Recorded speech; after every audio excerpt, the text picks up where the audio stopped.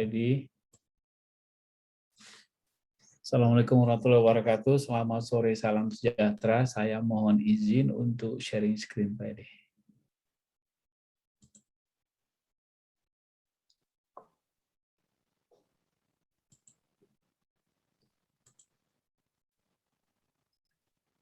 Bisa terlihat ya, Pak ya? Sudah kelihatan, Pak. Baik, ya, saya coba.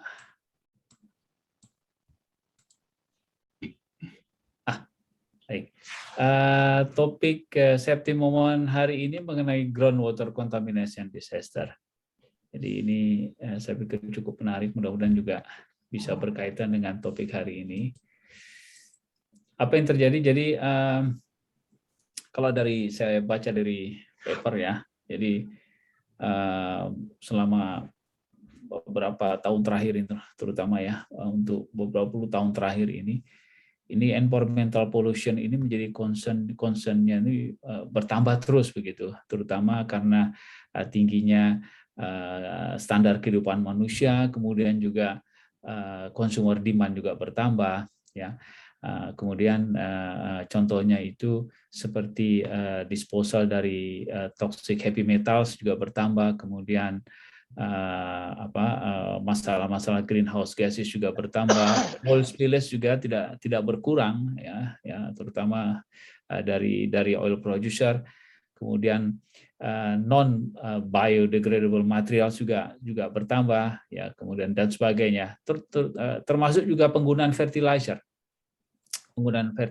dan juga ada hazardous material yang bisa mengancam terhadap lingkungan juga bertambah. Nah, ini bisa kita lihat kalau dilihat di kursor saya di sini. Jadi bagaimana contamination dari groundwater itu bisa mengakibatkan penggunaan air yang juga tercemar begitu. Jadi mulai dari bisa terjadi karena agriculture, bisa juga karena water treatment plant, jadi bocoran water treatment plant, kemudian ada landfill juga bisa menyebabkan untuk kontaminasi dari surface water dan masuk ke groundwater. Juga dari industri tentunya yang saya sebutkan tadi. Nah, ini kalau kita kilas balik itu tepatnya pada tahun berapa tuh, tahun 1984 ya, itu ada kalau Bapak Ibu masih ingat, ada disaster di Bhopal, India ya, dari pestisida plant itu. Kemudian setelah gas leak itu terjadi ya kemudian factory itu ditutup pada tahun 1986.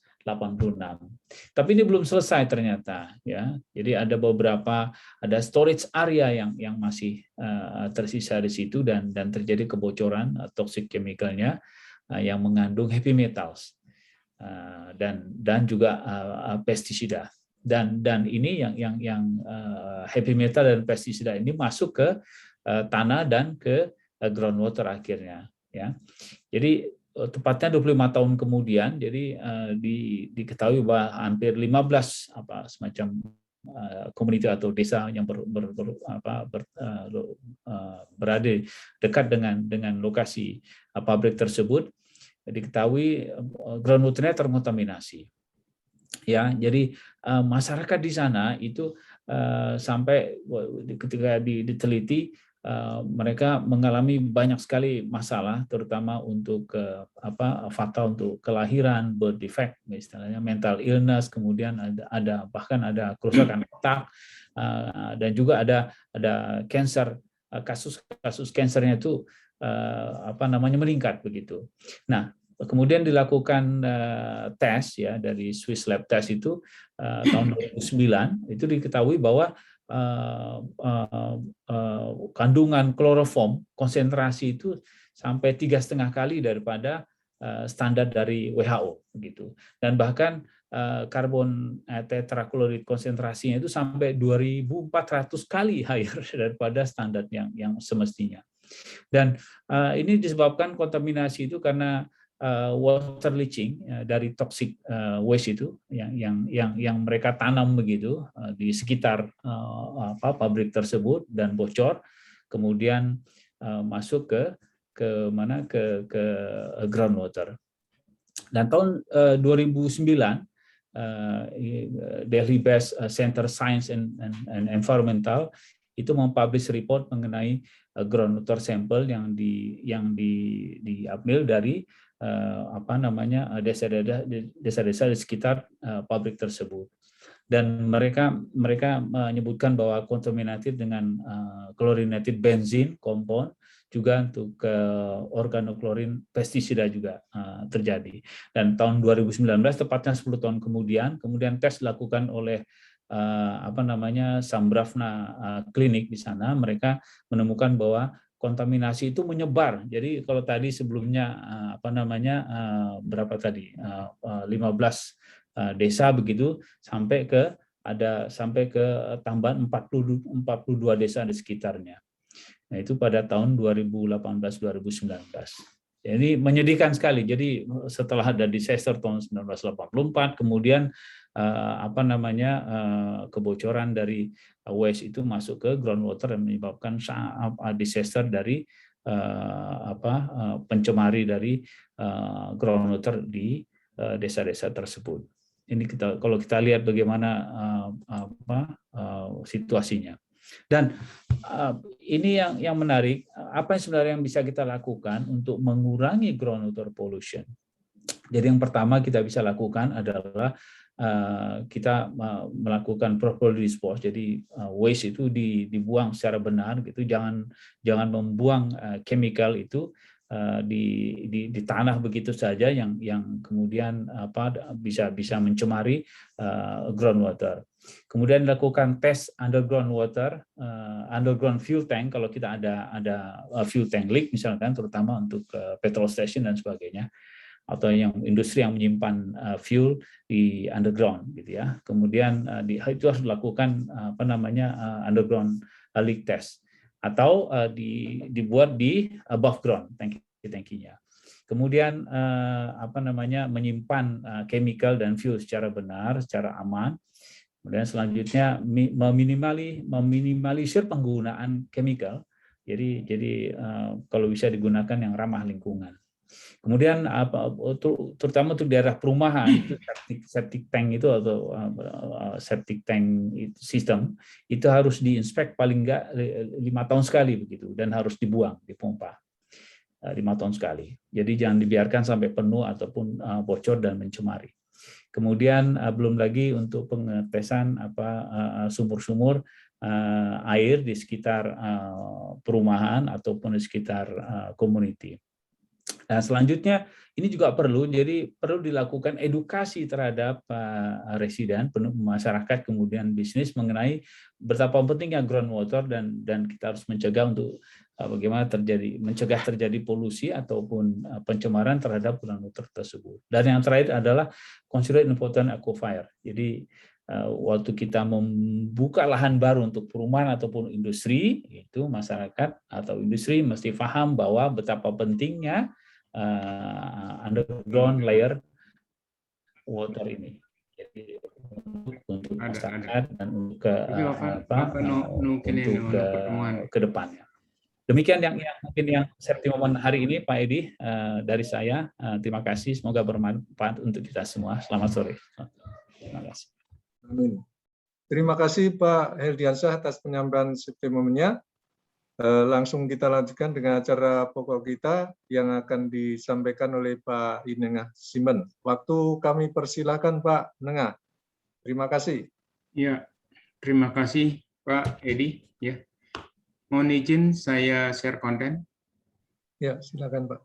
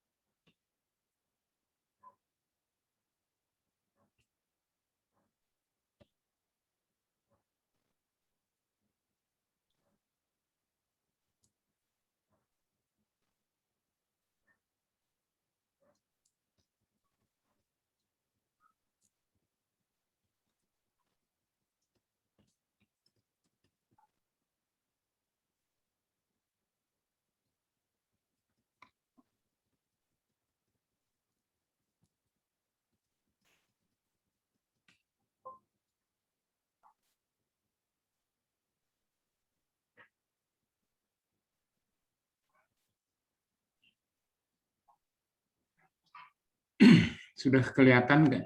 Ya, sudah nama Pak. Sudah kelihatan? Ya, sudah. Sudah, iya, ya. Selamat sore Bapak dan Ibu-ibu sekalian ya. Saya ucapkan terima kasih atas kehadiran Bapak dan Ibu dalam acara Temu Maya ini ya. Pertama saya perkenalkan, nama saya Ineng Asimpen ya. Saya bekerja sebagai dosen di program studi fisika FMIPA Universitas Udayana.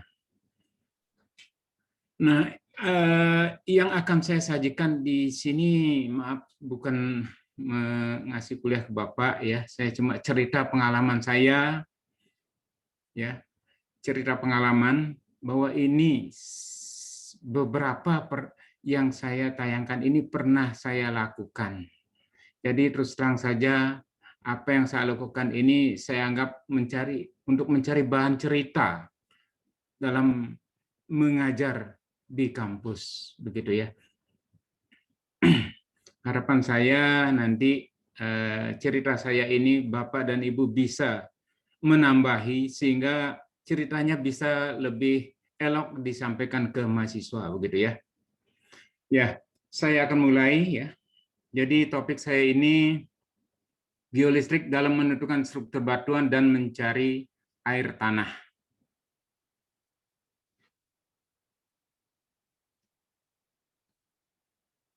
Nah, geolistrik itu bagaimana sih peralatannya, begitu ya.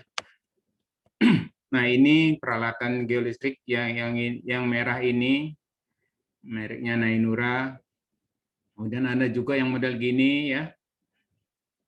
Ya. Banyak model ya.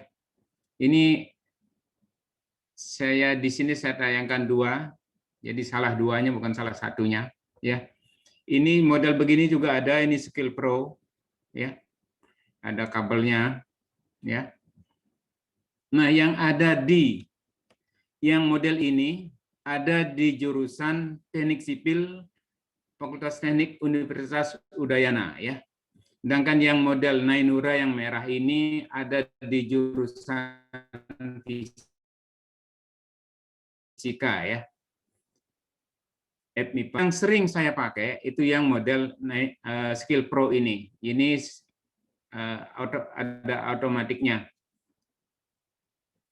Jadi proses pengambilan data maupun pengolahannya itu lebih cepat, sedangkan yang ini Nainura ini manual, bolehlah dikatakan manual. Begitu hasilnya ada, nanti kita mesti nyatet dulu. Nanti kita olah, kita hitung pakai Excel, kemudian kita lanjut masukkan ke program pengolahan data, begitu ya. Nah, lanjut. Nah, ini teori ringkasnya geolistrik itu prinsipnya ya. Jadi di mana metode geolistrik itu merupakan salah satu metode geofisika yang mempelajari sifat aliran listrik di dalam bumi dan bagaimana cara mendeteksinya dari permukaan bumi sehingga resistivitas di bawah permukaan bumi dapat ditafsirkan.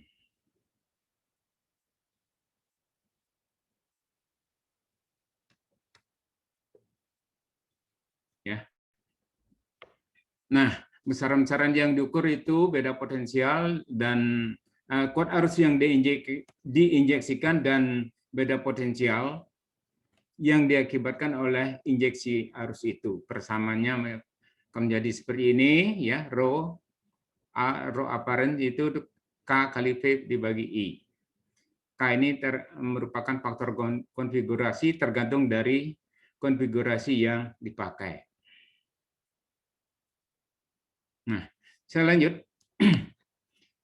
Yang akan saya sampaikan di sini adalah pertama itu geolistrik untuk menentukan struktur batuan dan kemudian geolistrik untuk mencari air tanah.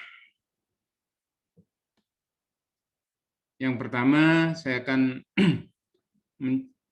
geolistrik untuk menentukan struktur batuan. Saya cerita pengalaman saya pakai geolistrik di lokasi di Jimbaran. Saya kasih lokasi GH ya. Nah, kalau saya katakan misalkan langsung namanya kan kasihan yang punya lahan ya. Ini Google Map-nya seperti ini kelihatan view-nya, view bandara maupun view pantainya ya. Ini mau dibangun kawasan villa yang cukup luas di daerah sini ya. Ada gua ya. Daerah bangunan villanya sih di daerah sini, tapi di sini setelah dikerjakan ternyata ada gua. Nah, seperti ini gambarnya, ada gua ya. Gua. Nah, di atas gua inilah yang saya lakukan survei. Saya pakai survei geolistrik seperti yang saya katakan tadi ya. Pertama saya bikin 3 lintasan. Lintasan pertama, kedua, dan ketiga. Nah, setelah saya ambil data, kemudian saya olah, hasilnya seperti ini. Untuk ketiga lintasan. Ini lintasan pertama, lintasan kedua, dan lintasan ketiga. Ya. Nah, dari ketiga hasil itu saya bisa interpretasikan bahwa ini hasil interpretasi dari hasil geolistrik yang saya dapatkan, bahwa di bagian atas dari lahan itu, dari batuan itu yang merupakan batu kapur, limestone, ya, itu kebanyakan sudah melapuk. Ini kelihatan dari banyaknya variasi, banyaknya variasi resistivitas. Ya, ini kelihatan banyaknya dari variasi resistivitas. Ini kelihatan merupakan ini guanya. Guanya memang di lokasi ada mulut guanya ada 2 ya. Ini yang paling pinggir, kemudian ini lebih di tengah, ini paling di tengah lagi ya, gitu. Ya. Nah, ini dari gambaran ini bisa kita tafsirkan bahwa batuan yang paling tengah di atas gua itu batuannya rekah. Jadi ada rekahan-rekahan seperti itu ya. Kalau kita lihat masuk ke gua seperti ini di dalam gua kita masuk ke atas, dan ini beberapa sudah ditandai, yang merah-merah ini ditandai dan kelihatan bergeser, ditandai dikasih tanggal, ternyata setelah beberapa bulan dilihat ternyata bergeser kelihatan begitu ya, itu. Nah, jadi mirip dengan hasil penafsiran geolistrik yang saya kerjakan, gitu ya. Jadi ada rekahan ya. Nah, kalau sudah demikian keadaannya ya, kita bisa memberikan rekomendasi bahwa tidak bisalah membangun untuk villa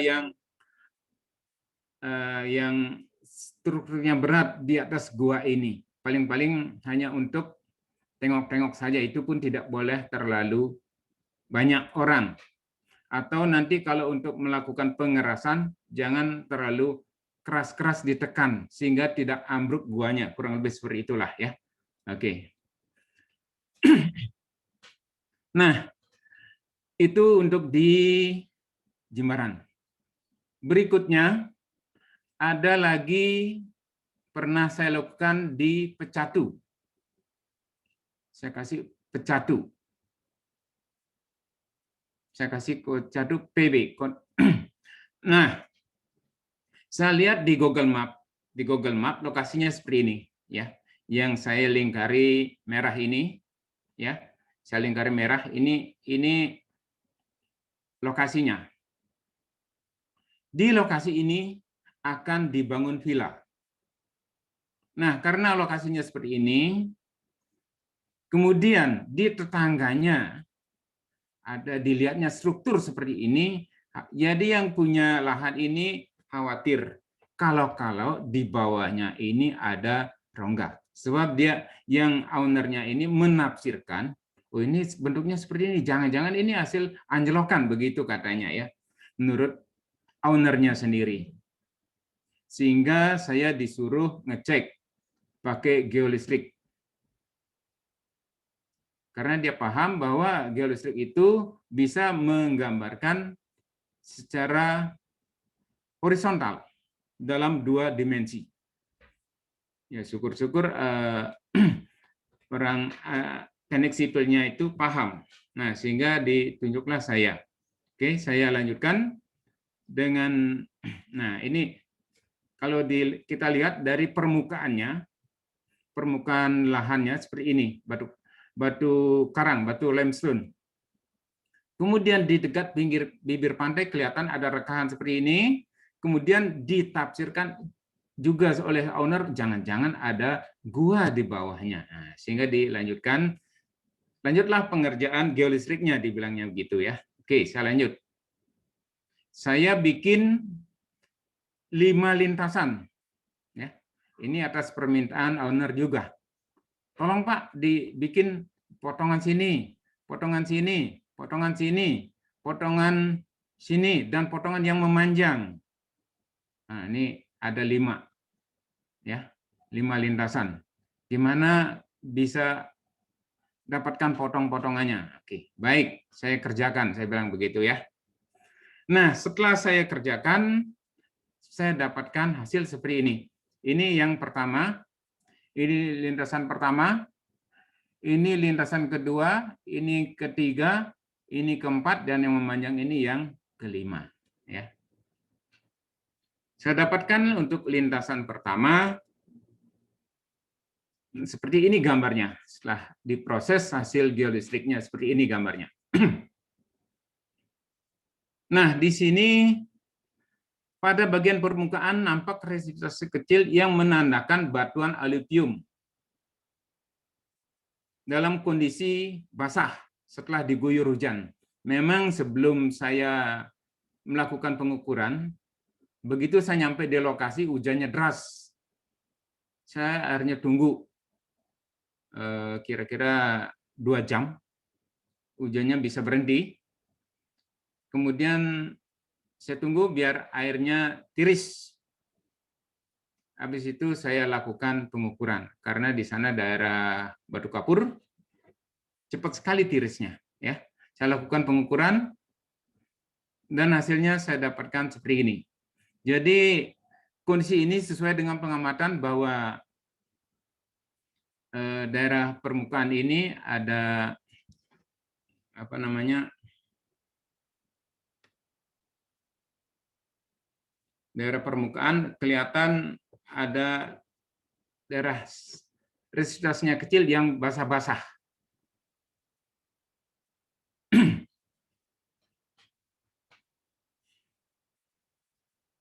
Kemudian bagian yang lebih di bawah dengan residuasitas yang lebih tinggi, ya.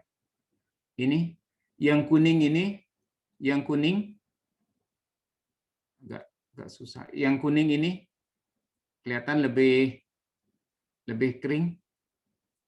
Ini saya tafsirkan limestone-nya baru sedikit dia nyerap air sehingga residuasitasnya bisa lebih tinggi daripada yang di atas. Gitu.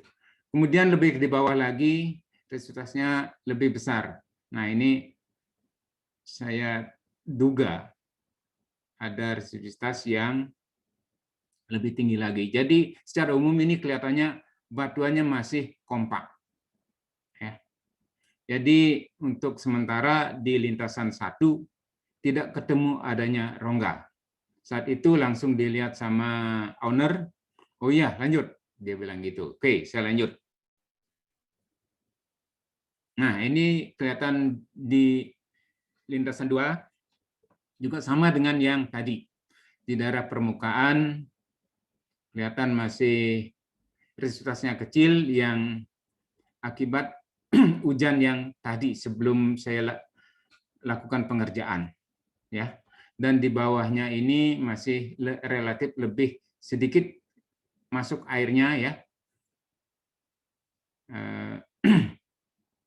Lebih sedikit masuk airnya sehingga residuasitasnya bisa lebih masih lebih besar, dan kelihatan juga batuannya masih relatif lebih kompak dan tidak ketemu adanya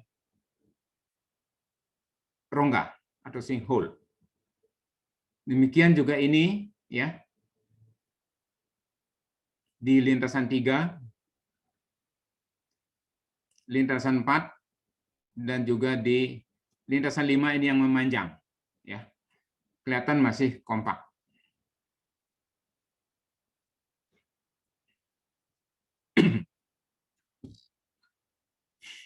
Nah, itu jadi kesimpulannya untuk di daerah itu, yang di daerah Pecatu itu tidak terdeteksi adanya sinkhole atau rongga untuk semua lintasan.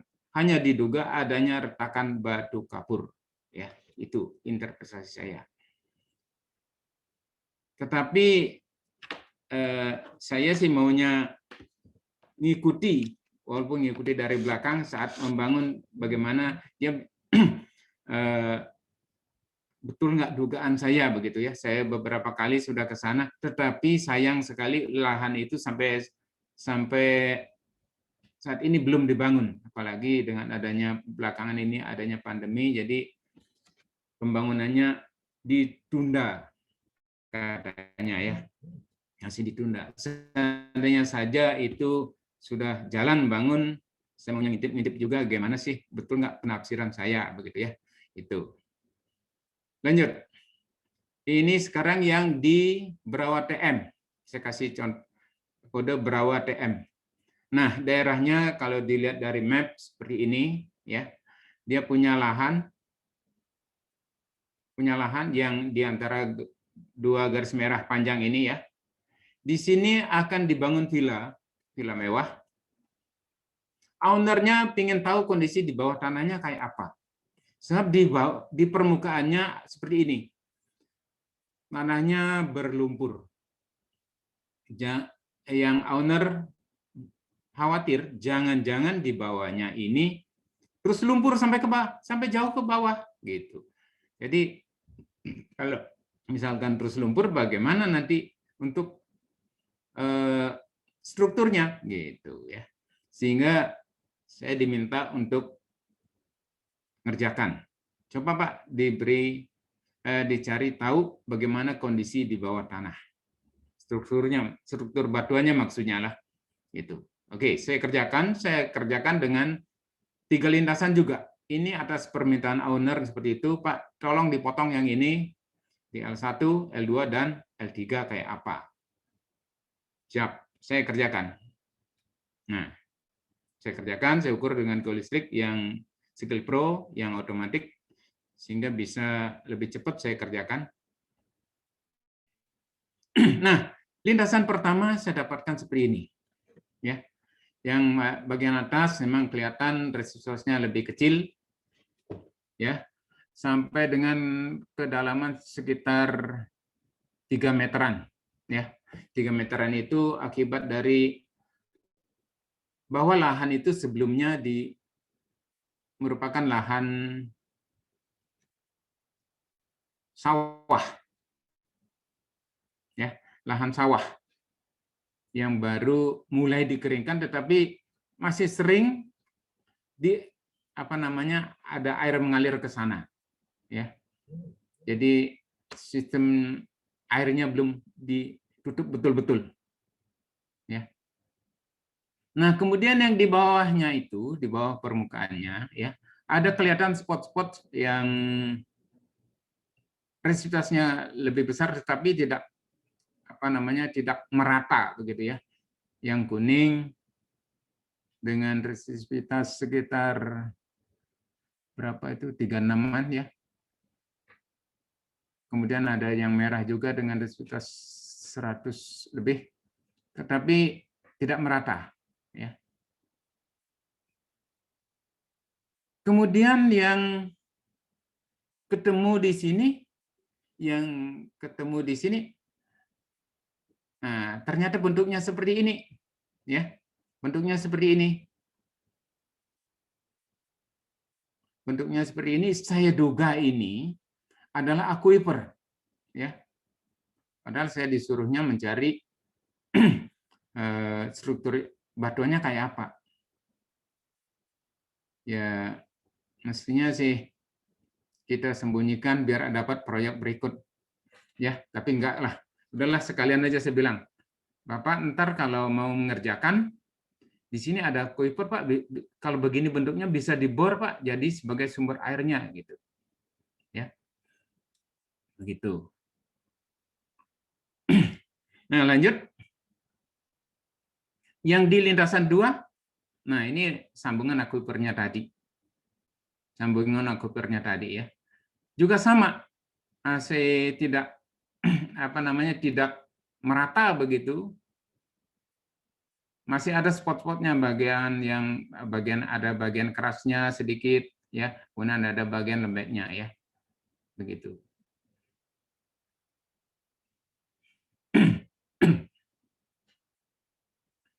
Dilihat dari resisivitasnya ya.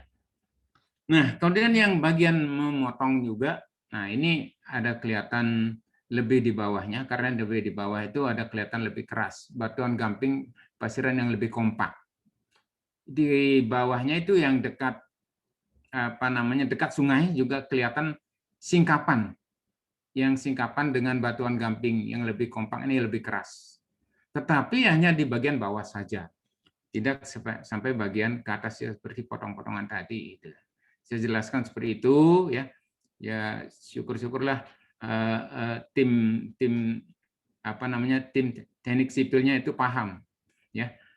Lantas saya tetap anjurkan coba dikombinasi juga dengan sondir gitu. Saran saya seperti itu ya. Nah, itu sudah 3 lokasi. Yang berikutnya ini di daerah pariwisata Uluwatu. Daerah pariwisata Uluwatu, barangkali Bapak dan Ibu yang pernah berwisata ke Bali, saya punya keyakinan nyampe ceritanya di Uluwatu juga. Apalagi Bapak dan Ibu yang dari Bali, saya berkeyakinan pernah datang ke Uluwatu. Nah, di Uluwatu gimana ceritanya ya? Di sini mau mengungkap rekahan tebing di Pura Uluwatu. Kenapa? Nah, ini ternyata Pura Uluwatu dilihat dari sampingnya ada retak. Seperti ini kelihatannya, ya. Seperti ini kelihatannya. Itu. Nah, ini Pura Uluwatu dari lebih jauh. Kalau yang ini lebih dekatnya seperti ini, ya. Kemudian ini, nah saya lebih dekat, tetapi ini kelihatan retaknya. Itu. Tetapi dari sisi sebelah tidak kelihatan, ya. Ya, tidak kelihatan. Barangkali susah dilihatnya, gitu ya. Nah, untuk itu saya mohon izin ke pengelola, yang pokoknya yang megang, bolehlah dikatakan megang kekuasaan di sana, gitu, untuk melakukan survei geolistrik. Oke, saya survei geolistrik. Nah, ini pakaiannya agak unik, kita harus mengikuti pakem masuk ke pura. Walaupun kita survei geolistrik, kita harus mengikuti juga pakem. Jadi pakai pakaian adat, ada kainnya, ada dasarnya dan sebagainya ya. Itu. Makanya agak aneh sih kelihatan ya. Tetapi karena di pura kita harus maklum seperti ini. Jadi kita surveinya tidak memakai topi insinyur, topi proyek ya, gitu. Kita pakai star. Ya, semua tim seperti ini ya. Saya lanjut. Saya bikin 3 lintasan. Lintasan yang manjang, ini yang manjang ada 3 lintasan, sorry, 2 lintasan ya. Kemudian yang pendek ini, yang putus-putus ini adalah garis rekahannya. Di sini Di sini terlihat ada rekahan, tetapi di sini yang rekahannya tadi, yang bisa terlihat tadi, kemudian yang di lantainya sudah tertutup paving, sehingga tidak bisa dilihat sekarang rekahannya, gitu ya. Tetapi menurut keterangan sana, pengemponnya, pemangkunya, di sini Pak, rekahannya ini loh, gitu. Oke, dari sini ke sini rekahnya katanya, oke ya. Kita nanti telusuri pakai geolistrik sampai di mana kira-kira kedalaman rekahannya, kan begitu. Oke, ini hasil geolistrik saya di lintasan 1 itu yang di sebelah sini. L1 itu geolistrik lintasan 1. Nah, hasilnya seperti ini. Nampak yang di ini rekahannya, yang ini rekahannya di sini. Ya, di sini. Tetapi yang resistivitasnya kecil sampai ke sini. Ini saya duga yang hijau itu resistivitasnya kecil. Ada air yang bisa masuk ke sini, tetapi merembesnya ke sini. Jadi saya duga, ya, rekahannya sih kelihatan di ujung tanda panah merah itu, tetapi merembet juga ke gambar ke kanan, ya, gitu. Itu yang lintasan pertama. Tetapi di bawah rekahan itu ada batuan yang sebagai patakannya, sebagai landasannya, ya, sebagai landasannya, sehingga kondisi puranya itu penafsiran saya masih tetap dalam kondisi kokoh. Nah, ini juga hasilnya seperti itu, ya. Di bawahnya ini yang ini rekahannya yang crack position, ya, seperti itu. Di bawah cuma sampai kedalaman sekitar 2 meteran lah, 2 sampai 3 meteran cracknya, rekahannya. Kemudian di bawahnya itu ada batu penyangga yang masih kompak sampai ke ujung, ya. Nah, lantas berikutnya, apakah ujungnya itu, kalau saya lihat gambarnya tadi yang di awal, nah, mana? Nah, ujungnya yang ini akan bergeser terus turun nggak gitu. Sementara ini dari Teknik Sipil Udayana sudah masang patok begitu, diamati tiap bulan, diamati itu turun nggak gitu. Tapi sampai saat ini belum ada laporan turun, masih tetap belum terdeteksi turun, gitu ya. Lanjut. Nah, itu penggambaran struktur batuan dari geolistrik. Nah, sekarang saya lanjut dengan mencari air tanah. Mencari air tanah memakai geolistrik itu gimana? Ada beberapa lokasi, saya bilang ini sekedar contohnya saja saya ceritakan. Sebenarnya masih banyak lain lagi, ya. Saya ambil misalkan contoh di Karangasem. Karangasem itu lokasinya di sini, daerah timurnya Bali. Nah, daerahnya kering. Ini foto saya ambil tahun 93. Sebelum, ya, di awal-awal sekali saya masuk daerah ini, ya. Tapi sekarang sudah relatif subur, ya. Saya masuk ke daerah ini tahun 93, sekarang sudah relatif subur, ya. Nah, di sini lokasi ini hendak dijadikan lokasi peternakan ayam bertelur. Tetapi kesulitan air. Orang-orang pada sulit mencari air, dibilangnya sulit, susah mencari air, mana bisa daerah kering seperti itu ada air. Oke. Kita coba masuk pakai geolistrik, ya. Saya survei. Semula saya survei pakai Nainura ini, berikutnya karena lama saya beralih pakai alat Skill Pro. Ya. Skill Pro.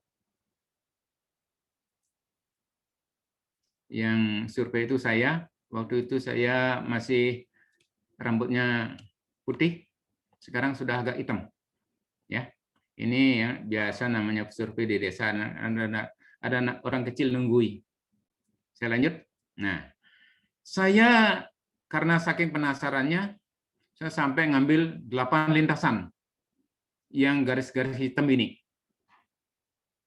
Ya, di sana saya lihat, saya masuk ke penduduk, ada beberapa sudah penduduk itu berani bikin sumur, tetapi sedikit aja panas, sudah habis air sumurnya. Begitu ya. Nah, saya lanjut, saya survei, saya mendapatkan gambar-gambar seperti ini, ya. 1, 2, lintasan 6, lintasan 8, 7, dan seterusnya begini ya. Ada 8 lintasan ya. Nah, dari ke-8 lintasan ini, saya dapat simpulkan bahwa masing-masing penampang terdapat daerah-daerah yang memiliki resistivitas sangat kecil yang diduga sebagai aquifer. Jadi kalau saja ini kita gambarkan ya, dari ke-8-nya ini yang dari lintasan 8, ini paling bawahnya ada yang kecil, ada resistivitas kecil, kemudian yang 7 juga ada resistivitas kecil, di bawahnya ini ya, ini di sini ya, kemudian ini di sini ya, ini di sini dan seterusnya ya, gitu ya. Nah, ini saya duga ada merupakan aquifer. Nah, kemudian di sini di lintasan 8 ini dibor. Ini tandanya pada kedalaman 18,5 meter itu sudah mulai ada air. Kalau lintasan 7 itu di mana ya? Ini posisinya ya. Ini ya. Di sini. Kedalaman 18,5 meter itu sudah mulai ada air. Jadi terus dilakukan pengeboran sampai ke posisi 30. Saya pikir sudah cukup karena hanya untuk ternakan ayam tidak terlalu banyak lah butuh air. Paling-paling kalau ayam itu 500 liter lah per hari per 1.000 ekor. Itu sudah termasuk yang lain-lainnya. Nah, kemudian ada lagi yang penduduknya yang dekat dengan lintasan ini yang ada sumurnya seperti ini. Itu kedalaman 19,65. Ada air tetapi hanya di saat musim hujan. Sedikit aja kemarau sudah habis airnya. Karena saya lihat di sini memang di bawahnya tidak ada aquifer. Ya. Ada lagi, ada nggak? Ini S5. Ya. Juga mirip kasusnya tetapi masih lebih baik daripada yang tadi S7. Nah, sumur ke-7. Jadi kalau yang ini sumurnya sumur gali, tetapi tidak terlalu parah ya. Kalau tadi itu yang S6 sedikit aja sudah musim panas habis. Kalau ini belakangan habisnya. Nah, yang ada lagi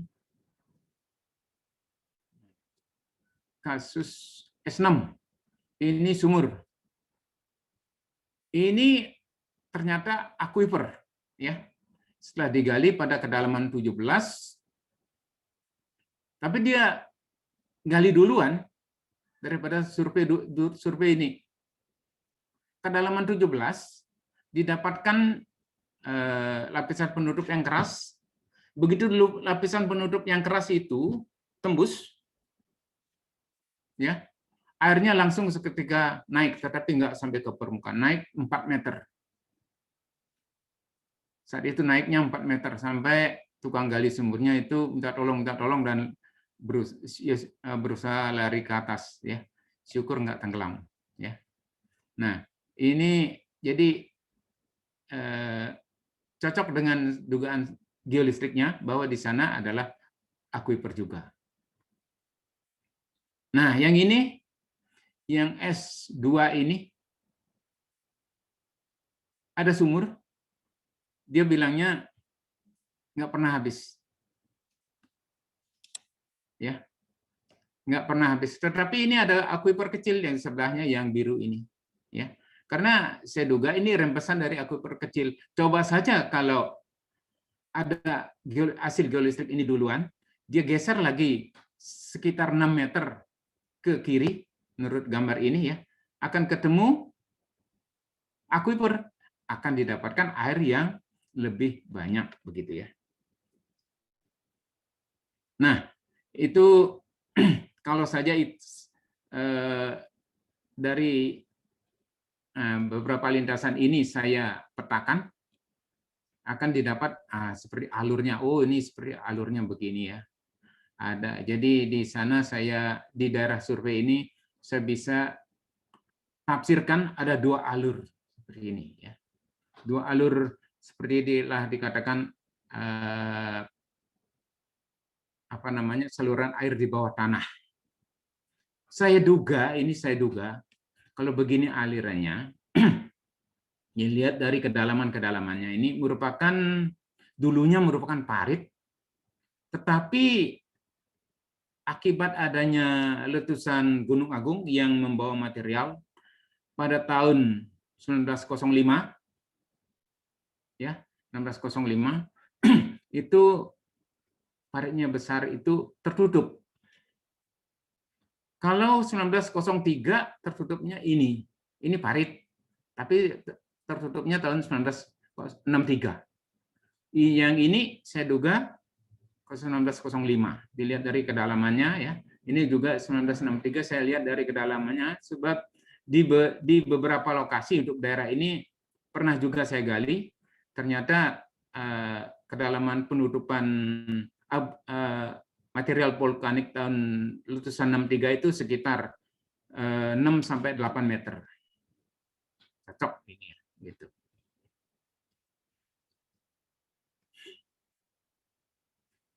Nah, saya lanjut.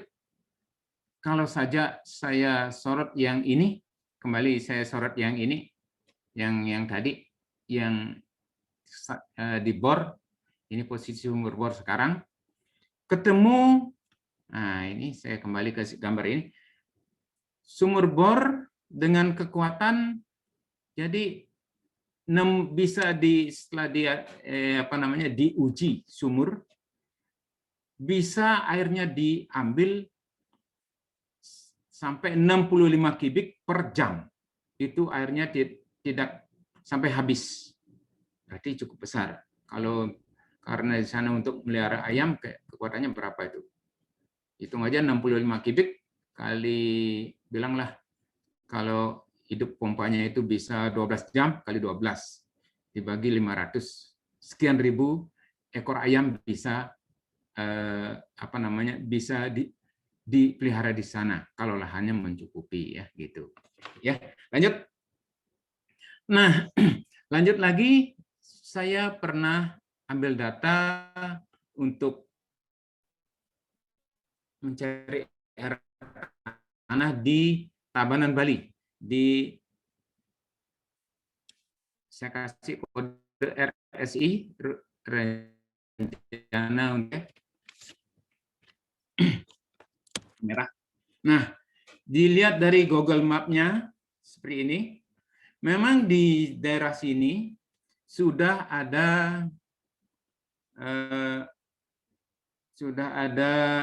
sumur bor kedalaman 4 meter. Cukup dangkal ya, 4 meter. Tetapi yang memiliki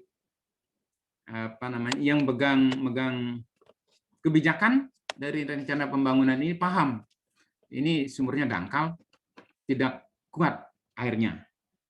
Mesti dicari sumber lain yang lebih kuat. Itu idenya. Makanya saya dimintai tolong untuk mencari. Oke, saya kerjakan. Nah, Ini daerahnya masih sawah.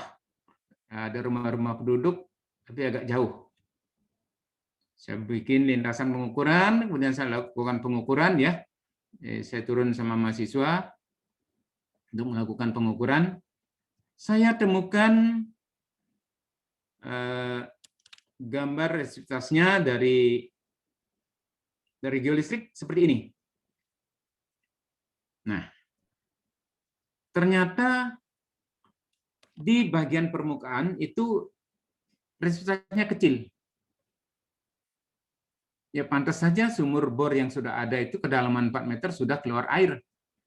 Karena merupakan air rembesan dari permukaan gitu. Kalau saya lihat hubungan antara lintasan yang saya pakai dengan sumur bor saya, ini dia. Seperti yang skema yang di bawah. Ini ada sumur bornya, ini lintasan pengukurannya ya. Nah, kemudian nampak juga ada daerah-daerah yang menunjukkan aquifer. Ya ini, resistivitas kecil. Yang hijau, kemudian hijau 2. Nah, sehingga saya rekomendasikan inilah daerah pengeborannya seperti ini. Ya, di bawah. Ini daerah pengeboran. Jadi silakan bor di antara ini. Ya.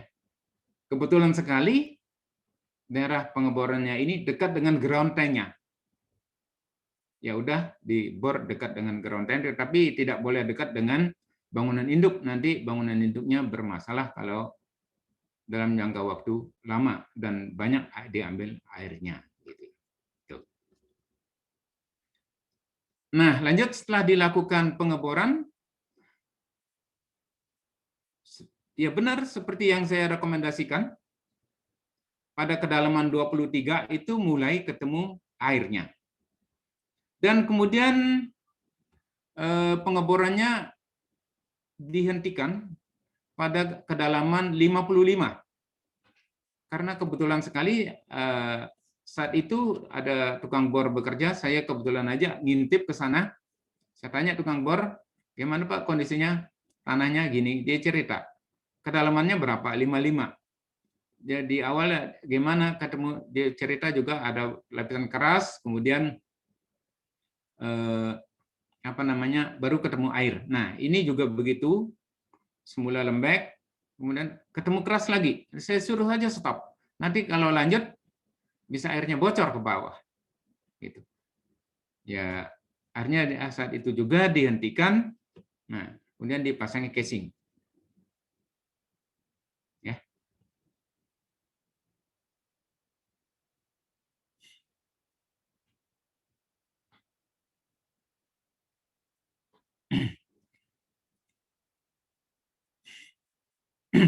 Nah, lanjut.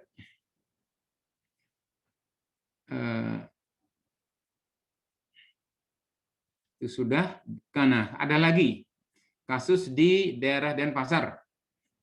Agak ke barat, ini pas dibangun suatu villa.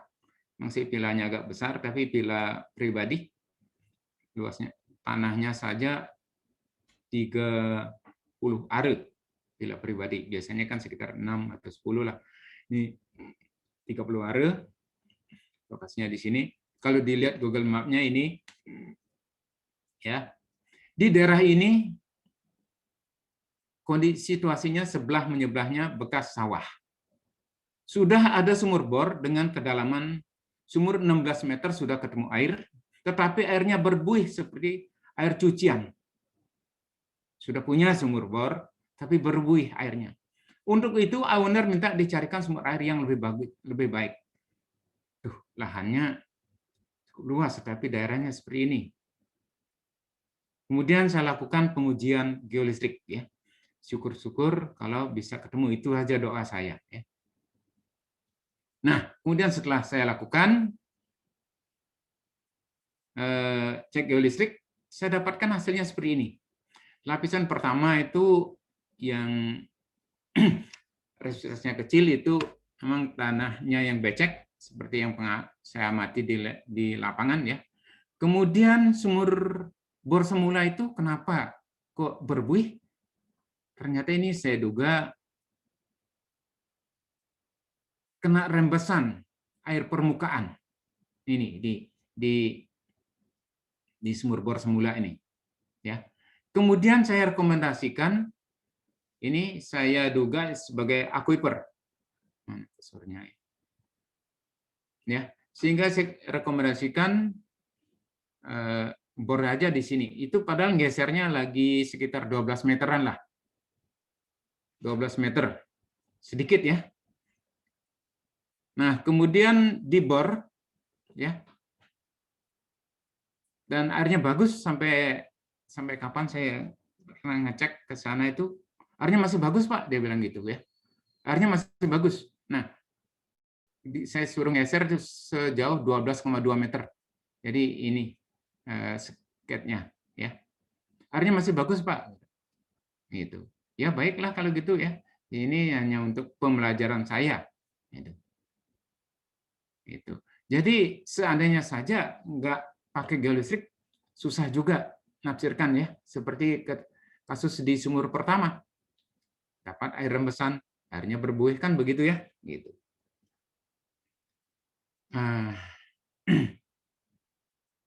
Nah, Desember tahun 2020 sebelum COVID ya, saya sempat ngecek ke sana, ya. Air dipakai untuk keperluan menyiram tanaman, mengairi kolam, serta untuk keperluan air rumah tangga. Tetapi dengan sedikit perlakuan di sana ya, harus difilter dulu, kapurnya direduksi gitu ya. Gitu. Terus bisa dipakai sampai dengan Desember 2020 saya sempat ngecek ke sana. Nah, satu lagi ya, saya pengalaman di pondok pesantren yang ada di Karangasem. Nah, lokasinya ini ya. Di lingkungan pondok pesantren telah ada cubang untuk keperluan pondok. Tetapi owner ingin membuat sumur bor. Sudah dilakukan pengeboran sampai kedalaman 140. Jadi langsung dibor gitu aja di mana perkiraannya. Kebetulan dia, oh ini ada sungai, airnya terus mengalir barangkali di dekat sungai. Tetapi sampai kedalaman 140, belum juga keluar air. Kenapa? Jadi penasaran dia.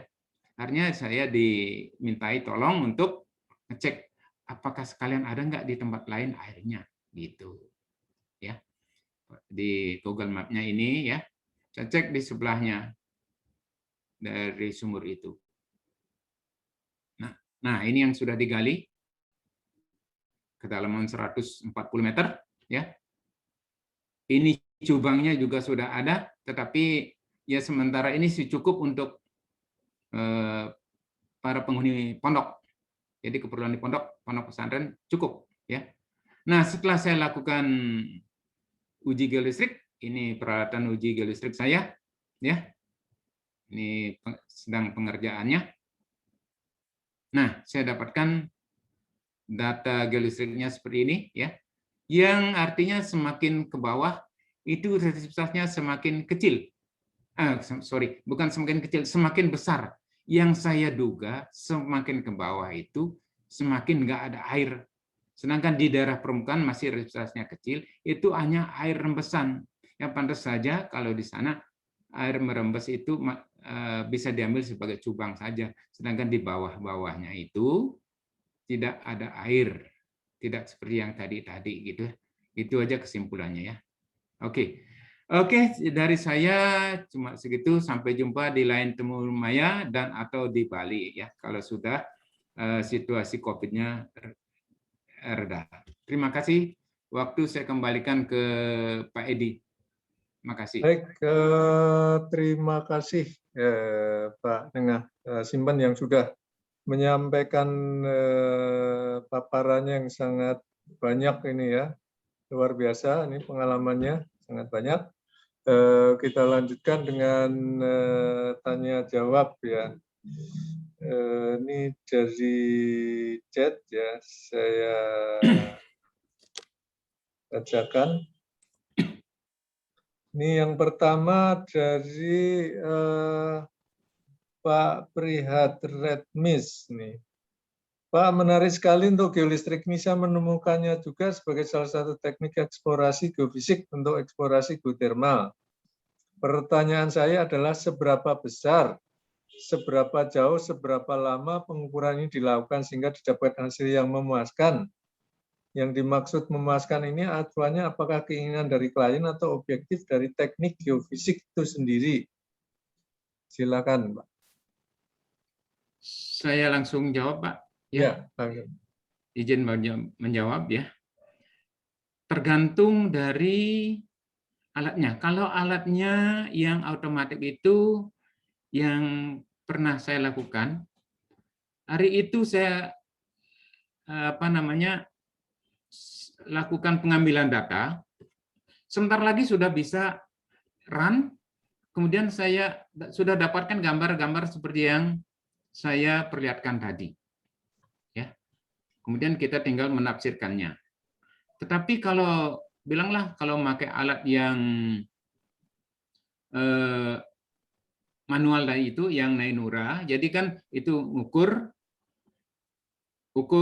ada angka catat, ukur ada angka catat, kemudian kabel-kabelnya juga dipindah-pindahin dulu gitu ya. Itu yang butuh waktu lama, gitu Pak. Intinya seperti itu saja, ya.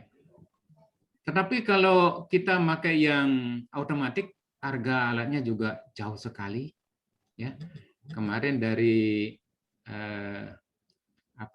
yang menawarkan itu sampai dia bilangnya sampai 1,4 M, ya. Kemudian kalau yang model Nainura itu kan sekitar 47 juta, gitu Pak, jauh bedanya, ya. Tapi dilihat dari waktunya, ya jauh juga beda, gitu Pak, ya. Terima kasih. Baik, berikutnya dari masih Pak Prihat ya. Kalau tidak salah ada metode geofisik juga yang bisa melihat pergerakan air tanah. Apakah itu geolistrik juga? Kalau geolistrik hanya bisa menggambarkan ini, tidak sampai pergerakannya, ya. Ya, di sini airnya. Tetapi nanti kalau dari beberapa dari beberapa hasil pengukuran geolistrik, nanti bisa juga ditafsirkan ya. Oh, betul pergerakan airnya dari sini ke sini begitu. Itu biasanya dilihat dari levelnya, level air tanahnya, begitu Pak. Baik, berikutnya dari Pak Oka Agastya. Di lokasi Jimbaran GH terdapat banyak perbedaan nilai resistivitas. Bagaimana caranya mengetahui nilai RS tersebut merupakan gua?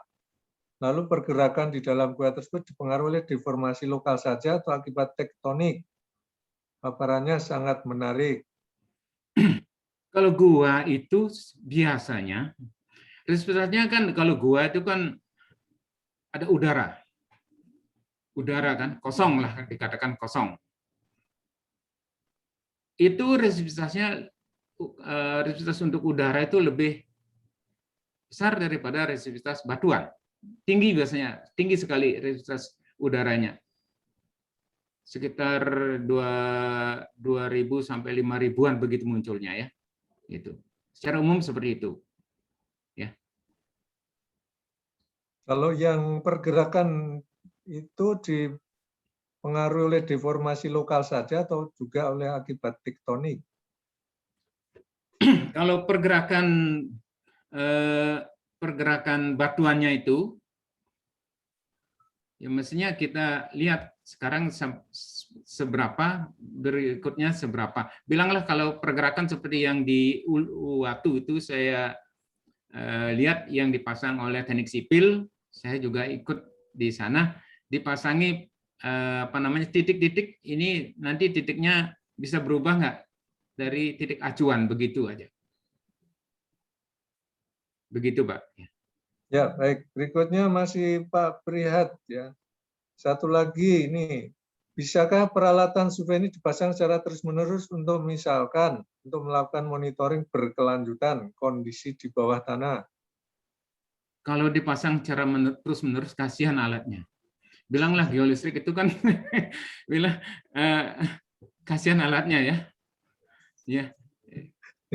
Bilanglah kabelnya itu kan kabelnya terlentang, dibentangkan begitu ya. Kadang-kala kita di orang yang nggak paham, penduduk nggak paham itu saya pernah juga sampai malam saya ditelepon karena sudah sore, masa saya gulung kabel besok bentangin lagi, bentangin kabel aja lama. Waktu yang pasti pakai yang manual, bentangin kabelnya saja loh udah lama. Kalau digulung besok hanya ngebentangin kabel aja kerjanya gitu ya. Jadi kita usahakan nggak sampai nginap terus menerus. Sebab itu ganggu aktivitas orang lah. Pernah juga saya bentangin kabel itu pakai manual, kabelnya karena ganggu dia nggak paham, diputus. Aduh, itu kondisi-kondisi di lapangan seperti itu yang kita mesti waspadai sajalah begitu Pak. Baik, berikutnya dari Pak Ramadhani. Mohon maaf saya tidak mengikuti dari awal. Mohon pencerahannya untuk metode teknis geolistrik untuk memetakan kondisi bebatuan dan air di dalam tanah seperti apa? Apakah dengan memancarkan frekuensi tinggi? Mohon penjelasannya. Oh enggak, itu berdasarkan mengalirkan arus listrik ke dalam tanah. Kemudian kita mengukur beda potensial yang ditimbulkan dari arus listrik yang kita injeksikan ke dalam tanah. Itu aja idenya. Ya. Baik, berikutnya dari Pak Gunawan Cahyadi. Bisa diceritakan, dijelaskan bagaimana terbentuknya geolistrik muka bumi ini?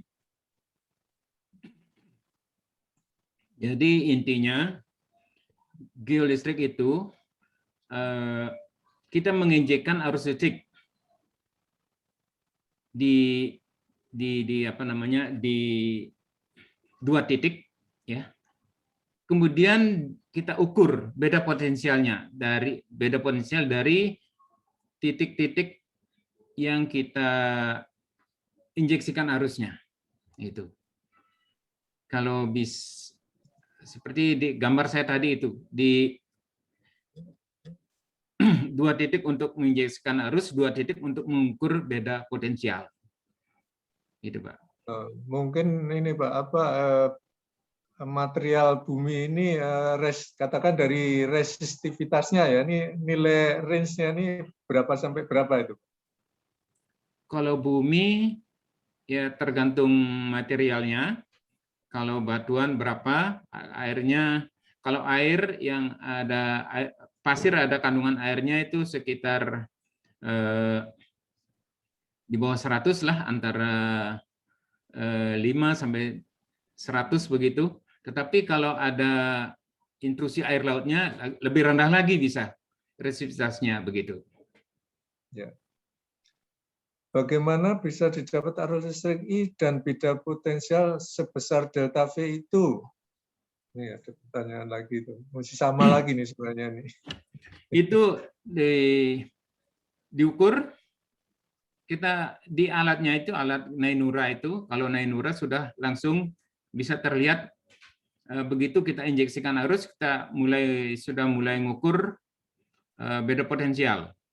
Langsung bisa terlihat dan kita rekam. Itu kalau alatnya manual. Tetapi kalau alatnya yang otomatis, dia sudah bekerja, dia merekam sendiri. Merekam langsung dimasukkan di memori. Selesai dia kerja, kita langsung tinggal ngambil di memorinya. Itu bedanya, Pak. Ya, begitu. Satu lintasan itu berapa panjang, Pak? Itu sekali ngukur ya? Iya, iya. Kalau yang Nainura, yang Skill Pro yang saya pakai itu satu lintasan itu maksimum 235 meter kemarin, ya. Satu lintasan 235 meter. Kebetulan kabelnya tidak terlalu jauh, ya. 235 meter. Itu berapa titik pengukuran itu? 200 Ada meter. 48 titik pengukuran. Kedalamannya nggak ditentukan ya, bebas saja atau gimana? Kedalamannya nanti dari bentangannya ini, semakin jauh bentangannya, semakin dalam bisa teramati, begitu. Bisa mengamati kedalaman ini ya? Iya, iya. Ya, oke. Dari Pak Tamim, izin bertanya, bagaimana mengetahui melalui alat geolistrik ini bahwa air akuifer telah terintrusi air laut? Nah, kembali lagi seperti saya katakan tadi, kalau terintrusi air laut, biasanya itu resistensinya kecil. Kecil sekali, sekitar di bawah 5 lah, di bawah 5 biasanya. Ya, saya pernah lakukan survei juga, memilih akuifer yang tidak terintrusi air laut dekat pantai, ya, dekat pantai. Ya, saya lihat sumur-sumur gali di sebelah-sebelahnya itu sudah terintrusi, sudah asin lah. Tetapi di sini kebetulan memakai geolistrik, akhirnya bisa memilih gambarnya seperti tadi itu, yang 2 dimensi itu. Oh, ternyata ini yang tidak terlalu kecil resistensinya. Saya duga itu tidak terintrusi. Kemudian saya arahkan ngebornya di sana. Gitu ceritanya dulu. Arahkan ngebor di sana. Dan dia bor. Tidak boleh meleset, Pak, ngebornya. Sebab ini celahnya kecil. Saya bilang gitu ya. Dan jangan juga terlalu dalam. Itu kan ada kelihatan batas bawahnya. Kiri kanannya juga ada kelihatan. Saya tunggu sampai orang masang ngebor sampai berakhirnya ngebor itu. Akhirnya sukses, bagus. Jauh lebih bagus daripada sumur-sumur gali di sebelahnya yang terintrusi air laut, begitu Pak. Jadi kesimpulannya pakai geolistrik ini akan lebih baik daripada jadi sekali lagi kalau pakai geolistrik akan mendapatkan hasil yang lebih baik daripada tidak, gitu Pak. Ya. Berikutnya dari Pak Fitra Hidianto, cara pengukuran dan penjelasan masing-masing warna bagaimana? Apakah masyarakat bisa menggunakan jasa pengukurannya? Kalau bisa, untuk biaya pengukurannya berapa, Pak? Ini sudah ada yang mau kasih order ini, Pak. Bisa, Pak. Iya, bisa. bisa ya, untuk mengukur. Ini sering juga dimintai oleh masyarakat untuk tolong Pak dibantu ngukur, baik ya. Saya bantu ngukurnya gitu. Tidak terlalu mahal lah gitu. Ya. Nanti kalau berapa biayanya bisa menghubungi saya ya. Ya. Itu dari biaya perjalanan, kalau jauh ya tambah tinggi lagi. Kalau biaya pengukurannya standar aja segitu ya. Bilanglah seperti kemarin itu ada yang kalau di Bali ini ada yang minta diukurkan di Nusa Penida, itu kan mesti nyebrang, ada biaya nyebrangnya lagi. Yang seperti Sumbawa, ada biaya perjalanan ke bukan Sumbawa, Sumba. Biaya perjalanan ke Sumba lagi, biaya nginap, kan begitu tambahannya gitu Pak ya. Gitu. Berapa hari biasanya Pak ini untuk survei model seperti itu? Tergantung banyak lintasannya. Kalau pengerjaannya, kalau yang otomatis itu saya cuma berani matoknya 3 lintasan per hari, berani matok ya. Dengan catatan tidak ada hujan, tidak ada alangan lah. Kondisi cerah, saya patok 3 survei, 3 lintasan per hari. Tetapi kalau tenaga lagi fit bisa sampai 5 atau 6 lintasan gitu Pak. Kondisi airnya, kondisi lapangannya tidak berhutan gitu, tinggal sawah-sawah gitu, sawah-sawah yang enak kita lewati gitu loh Pak. Jadi tergantung medan juga ya. Gitu. Baik. Berikutnya dari Pak Gunawan Cahyadi. Kenapa yang jadi point of interest hanya resistivity, bukan parameter lain seperti conductivity, permeability, permittivity, dan sejenisnya? Kalau conductivity sama dengan resistivity ya, kebalikannya aja. Iya, kebalikannya ya, itu. Yang lainnya mungkin. Ini mungkin permeability atau permittivity.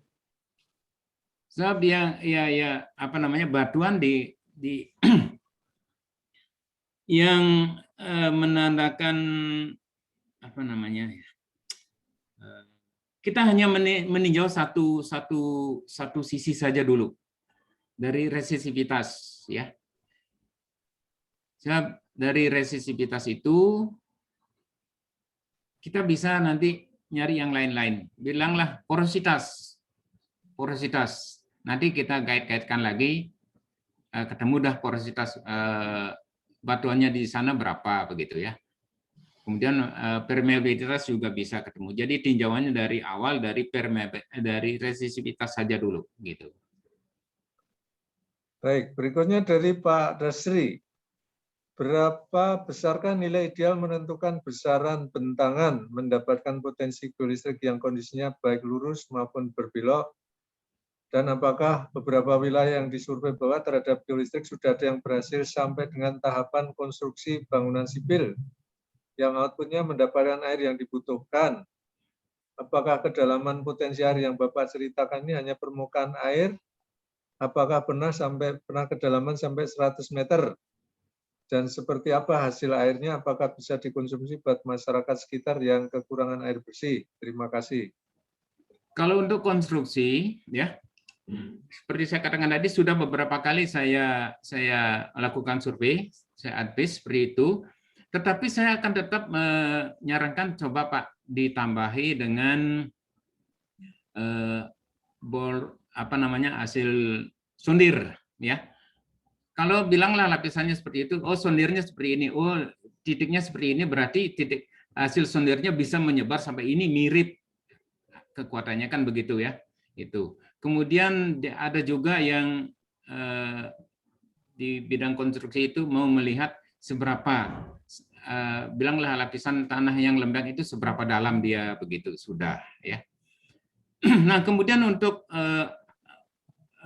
survei air tanah, pernah sampai yang kemarin itu yang di Nusa itu sampai kedalaman 175 di advis. Oh sini kalau titik ini sampai kedalaman 175 baru ada air. Kedalaman sini 155. Itu kebetulan di Nusa Penida itu ada berapa titik kemarin? 4 titik. Ada kedalaman 155, 165, ada juga 175, ada 170, 4 titik itu. Ya, berikutnya terserahlah yang owner yang mau milihnya yang mana gitu. Nah kemudian untuk keperluan sumur dan untuk masyarakat banyak yang saya surveikan itu ada juga ya di Karangasem, survei sumber air sudah terpakai juga untuk masyarakat. Kemudian di bor sumurnya ini untuk masyarakat banyak sudah ya. Itu Pak.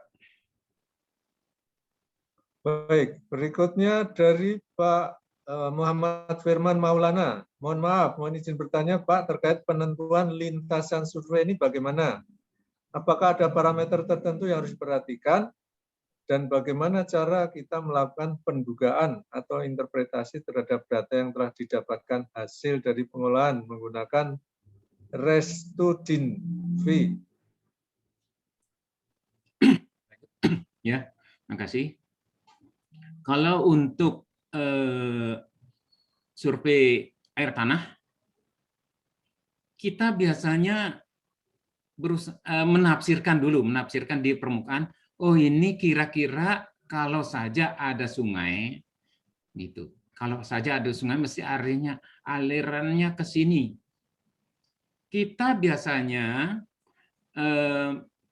mengharapkan bisa memotong aliran sungai, itu aja tegak untuk menentukan lintasan untuk air. Ya. Kalau untuk struktur, ya itu tergantung dari ownernya. Mau penampangnya dalam arah kemana Pak gitu. Oh ke sini dari atas ke bawah ini udah kita potong aja seperti itu. Kita nanti bisa menghasilkan penampang dalam 2 dimensi dari lahan yang dia minta gitu. Baik, berikutnya dari Ibu Aziza. Apakah ada dampak bila kita mengebor secara sembarangan ya Pak? Dan bagaimana jika banyak sumur bor di suatu tempat? Ada dampaknya. Ya, bilanglah kalau banyak sumur bor di suatu tempat, kalau saja mereka sama-sama ngambil air banyak-banyak, kalau sedikit-sedikit sih tidak terlalu masalah. Ngambil air dan banyak-banyak, itu air tanahnya akan surut. Kalau sedikit-sedikit bilanglah hanya untuk rumah tangga seperti sumur bor di rumah saya ini dengan sebelah juga pakai sumur bor, itu kebetulan akuifernya sama itu, tapi hanya untuk rumah tangga seberapa sih? Kalau saya aja yang rumah tangga besar gini 3 kubik per hari, rumah tangga sebelah mungkin cuma 1 kubik per hari, tidak terlalu berpengaruh lah terhadap air tanahnya, gitu Pak. Baik, berikutnya Pak Gunawan Cahyadi. Untuk lebih meneguhkan hasil-hasil pengukuran, apa pernah digunakan keilmuan probabilitas dan statistik dengan uji hipotesisnya, stokastik dan lain-lain? Apakah ada studi kasusnya? Yang pernah saya lakukan ya dari beberapa kali survei untuk air tanah, ya kalau struktur kan beda lagi. Untuk air tanah, bilanglah kalau di sini saya advis ngebor itu sampai saat ini semua berhasil, ya semua berhasil. Di sini sesuai dengan advis saya. Tetapi terus terang saja, sekali lagi terus terang saja, ini di luar jangkauan ilmu juga. Pernah saya bilang ke Pak Edi juga, ya pernah 1 kali saja tidak jadi sumurnya, tidak ada air ya. Padahal itu dari hasil survei jujur aja saya bilang, hasil survei itu sudah bagus sekali dan yakin sekali sudah ada air di sana. Ya. Nah, setelah saya ngobrol-ngobrol sama kalau di Bali namanya ada desa adat, ada di penguasa desa adat. Kenapa Pak di sini kok tidak ada air? Dia cerita, ini maaf sekali cerita klasik di Bali, tempatnya tengah Pak, keramat. Nah itu aja kuncinya katanya. Keramat, kalau sudah bilang seperti itu, saya juga nggak berani main-main dengan alam begitu Pak. Itu terus terang aja dia sudah di luar ilmiah itu, ya, gitu Pak. Jujur saya bilang seperti itu, ya.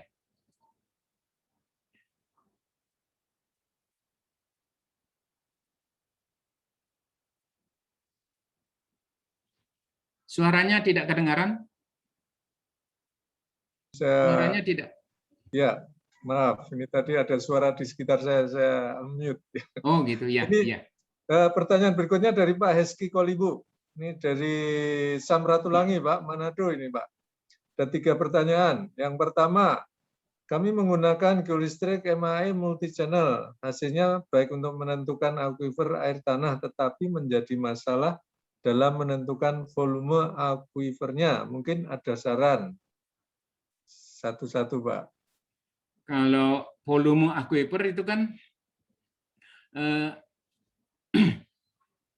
yang paling bisa itu ketebalan akuifer, ya. Kalau volumenya itu kan tergantung masuknya datangnya berapa lagi, kan begitu kan? Itu barangkali maksudnya. Sudah diambil, bilanglah di tempat itu ada 100, kita sudah ambil 100 habis kan gitu. Enggak. Itu ya. Itu kalau volume itu barangkali maksudnya itu ketebalan akuifernya seberapa itu kan. Kemudian ada juga yang bisa ngitung transmisivitasnya dari hasil geolistrik itu bisa ya.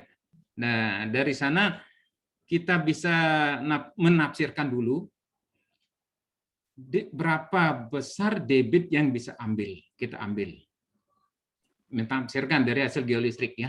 Kemudian untuk mendapatkan hasil yang lebih pasti, kita lakukan uji sumur. Seperti saya katakan tadi, itu ada uji sumurnya. Tempat saya survei itu, saya pernah lakukan uji sumur. Saya hidupkan pompanya terus-menerus selama seminggu siang malam. Sehingga saya dapatkan titik yang saya katakan tadi itu, bahwa sumur ini bisa diambil airnya sebesar 65 kubik per jam maksimum, gitu Pak. Jadi ada caranya hitung. Jadi bisa lewat penafsiran geolistrik, kemudian bisa lewat uji sumurnya dipompa, begitu Pak. Ya.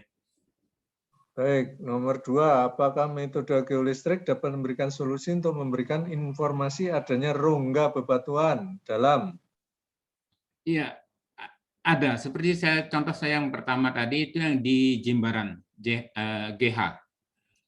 Ya, itu sengaja pertama saya ambil. Kemudian saya pernah juga lakukan survei di Lembongan, yaitu ownernya juga minta ada rongga nggak gitu kan. Setelah saya survei dari hitung-hitungan geolistrik, karena saya curiga resistivitasnya kok besar sekali. Ternyata dari rongga. Saya karena itu di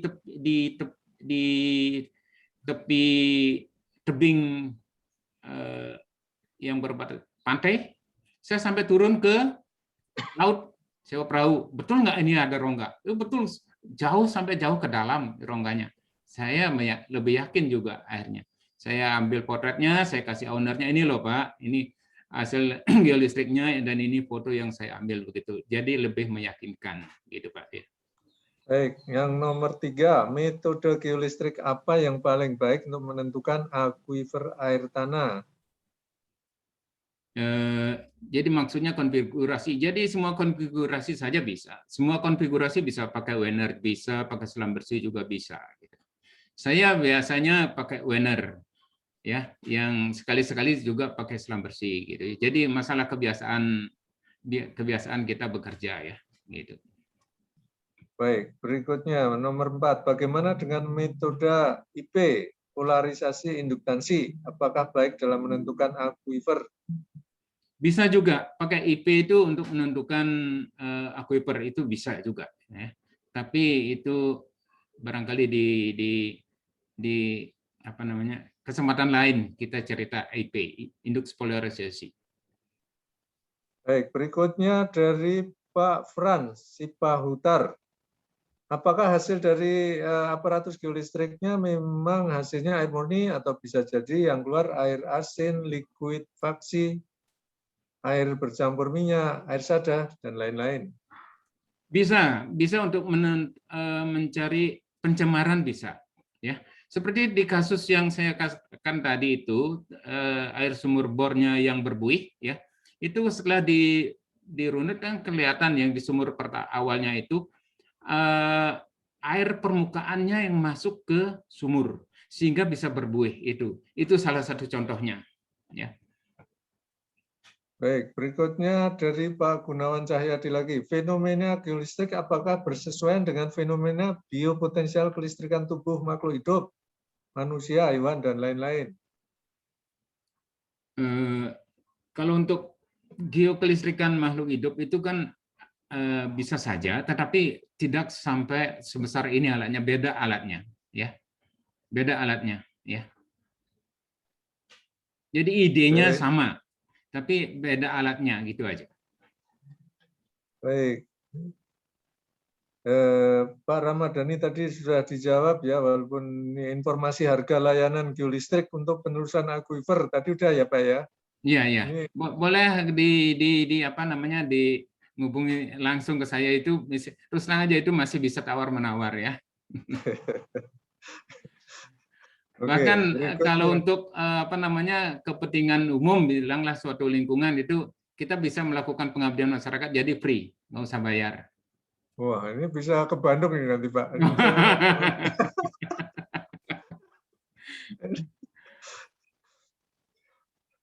Baik, berikutnya Pak Gunawan Cahyadi ini, bagaimana dapat dibedakan air bening, keruh, asam, basa, bermineral, dan sejenisnya berdasarkan hasil ukur geolistrik ini?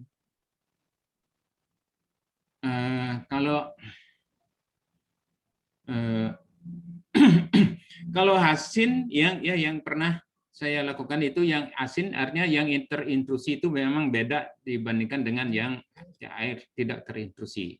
Terus terang saja kalau yang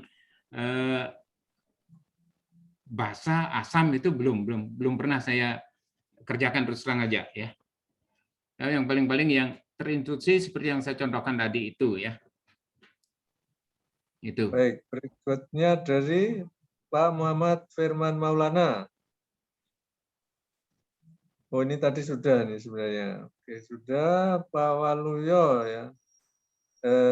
Sangat menarik kalau di Bandung untuk geolistrik cari air tanah, apakah di TB atau ada profesional itu saya perlu dan biayanya berapa? Wah, ini itu Pak, dicari ini yang di Bandung nih Pak. Di Bandung yang saya tahu di Fisika Bumi juga ada Pak ya, profesional. Kalaupun di luar ya itu ada itu ya. Ada. Kalau fisika bumi saya kan dulu pernah di fisika buminya ITB, Pak, sama Pak Lilik Indrajaya. Iya, iya, iya. Berarti di sana mestinya ada ya? Ada itu. Waktu saya di sana melayani juga itu untuk keluar, ya. Ya. Baik, ini Pak Krisna menanyakan biaya lagi ya, ini bisa ditanyakan langsung. Kemudian Pak Gunawan Cahyadi, apakah jenis batuan penunjang pura-pura di Pulau Dewata sudah dicek semuanya soal keamanannya? Bagaimana di pulau-pulau lainnya di luar Bali, mengingat Indonesia ini negeri kepulauan? Belum, Pak, terus terang Nah, belum. Itu cuma karena yang Uluwatu itu seperti kasus begitu saja ya. Kasus begitu saja, ada keretakan, kita entas bersama dengan, kita gabung dengan dari rekan-rekan teknik sipil, ayo Pak kita kerjakanlah gitu. Sampai untuk memverifikasi kita panggil georadar yang dari Semarang, dari Malang untuk ikut membantu gitu. Kita datangkan, hasilnya sama, bahwa seperti yang saya katakan tadi itu, hasilnya seperti itu. Artinya berdasarkan dua modal pengukuran itu, saya advis ke yang apa namanya, pengempon puranya. Jadi yang mengawasi pura lah, dikatakan gitu.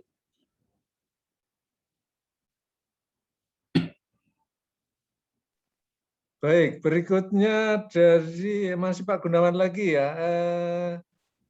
Bagaimana atau siapa yang memberi warna merah, oranye, kuning, hijau tadi, Pak?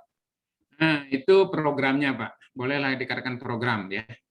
Itu program. Bilanglah Berikutnya, program Restudit itu bisa. Dia sudah programnya sudah dibikin seperti itu. Jadi rentangan resultas segini sampai segini dikasih biru, dikasih merah dan seterusnya begitu. Itu tinggal memakai program, Pak. baik, berikutnya dari Pak Johansson Pardede. Geolistrik ini apa juga bisa membedakan air bersih dan air yang mengandung besi atau mangan? Artinya bila didapat air yang ternyata mengandung besi, dilanjutkan sampai dapat informasi air bersih. Nah, itu mesti kita punya data awal untuk daerah sana kayak apa, ya. Bilanglah kalau di daerah pantai ini paling mungkin ini terintrusi laut, air laut kan begitu kan. Makanya kalau kelihatan itu resipitasnya sangat kecil, itu kita duga terintrusi air laut. Demikian juga kalau untuk di tempat lain, ini kalau di daerah daratan itu kok ini resipitasnya kok sangat kecil sekali, kita duga. Kita nggak mesti vonis ini akibat besi atau akibat mangan, enggak ya. Kita duga ini ada logam apa daerah sini, nah, gitu dugaan pertama.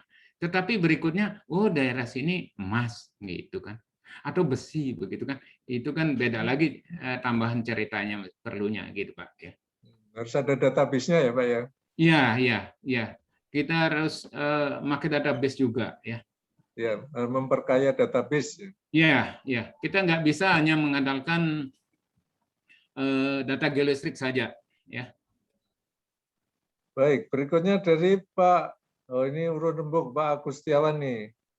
Geolistrik tidak cocok untuk geotermal karena penetrasi kedalaman relatif dangkal. Geotermal di Indonesia reservoir berada di 1-2 km. Pak Gunawan Cahyadi ini, pihak-pihak mana saja yang dapat memanfaatkan hasil ukur geolistrik ini selain konstruksi bangunan? Bagaimana dengan perusahaan minyak, gas, dan lain-lain? Geolistrik ini pengamatannya cukup dangkal, sekitar ya di bawah paling dalam 200 meter lah bawah permukaan. Kalau untuk minyak itu, kalau minyaknya dangkal kan jarang Pak ya, minyaknya yang dangkal jarang ya, sehingga jarang juga kepakai ini gitu.